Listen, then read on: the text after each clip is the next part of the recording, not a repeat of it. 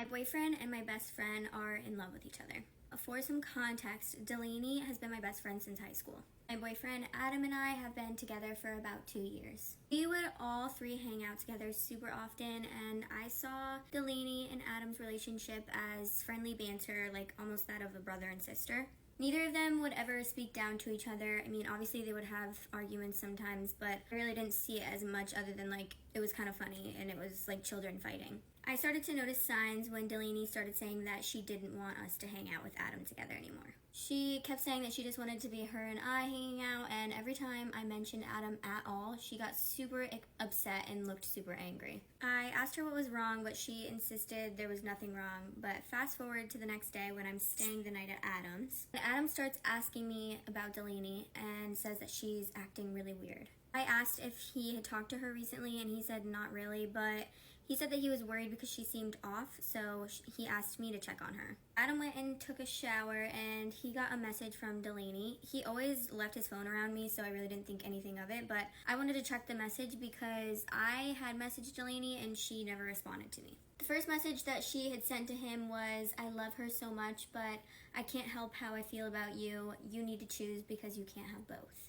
Apparently, Adam and Delaney hooked up a few months ago, right after Valentine's Day. My boyfriend and my best friend are in love with each other.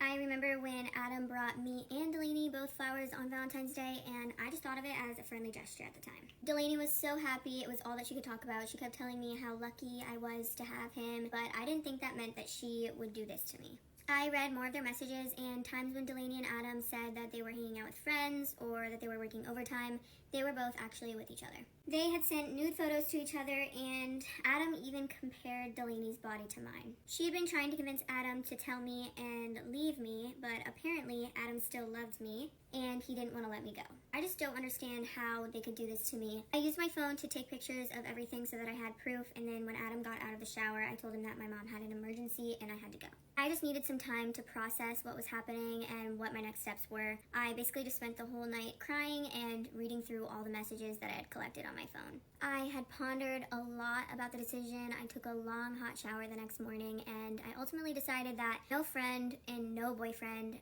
should ever do this to me. And that's when I decided that I needed to do something about it. I haven't confronted either of them, but they have both texted me to make sure that I was all right. I want to talk to them together and have a conversation, all three of us, because I am almost 30 and I thought that I was going to marry this guy and that Delaney was going to be my maid of honor, but I guess I thought wrong.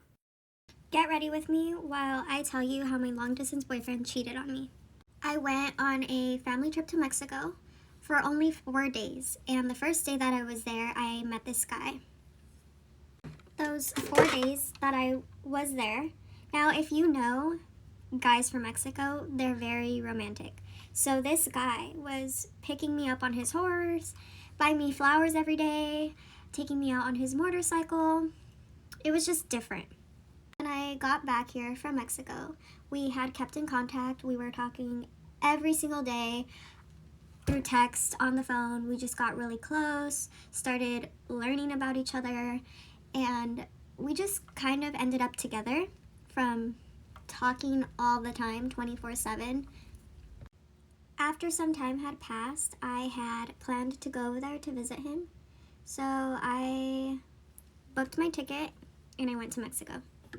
I ended up staying with my cousin because I was going alone without my family, my dad, mom. I went alone, and I went for summer, and sometime after that I was homeschooled, so I was able to do my homework from a laptop being out there.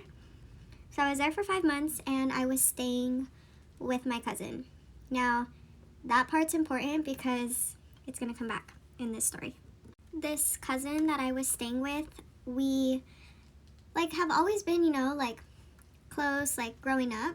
So being with her, we got even closer. For those 5 months that I was there, we got a lot closer. We were together, every day. We were staying in her room, so we did everything together because I didn't really know, Mexico. She would show me around. She would take me places that I haven't been to. She introduced me to her friends, so, we'd all hang out. We just got really close. During those 5 months that I was there, I was also seeing my boyfriend every single day. There was not one day that we did not see each other. We were together every single day. We did everything together, and we just got super close. Our relationship was really good. Like, we never argued, like, at all. We never argued. Our relationship was just super chill. And I'm not being dramatic, but we really just never argued. We always got along. We always had a good time together, so it was just good. It was almost too good to be true. I don't know why I said it was almost too good to be true. It was too good to be true. But anyways, yeah, we were just a good couple. No arguments, like, no secrets. Like, we just got along really well. My parents ended up meeting me out there, and we flew back together the end of those 5 months. So they met me, like, towards the end, and they met him. They brought him back a whole bunch of clothes from over here, shoes, any, like, stuff he needed, and we gave him that. He started going everywhere with my parents and I, and they liked him. They thought he was cool. So everything was going really good. On my last day there, it ended up being really hard for him. He was crying, like, all day till I left. On my way to the airport, just crying. He was really sad. So when I ended up coming back over here, we still kept in contact, of course, and I already had planned to just be back here for 1 month and then go back.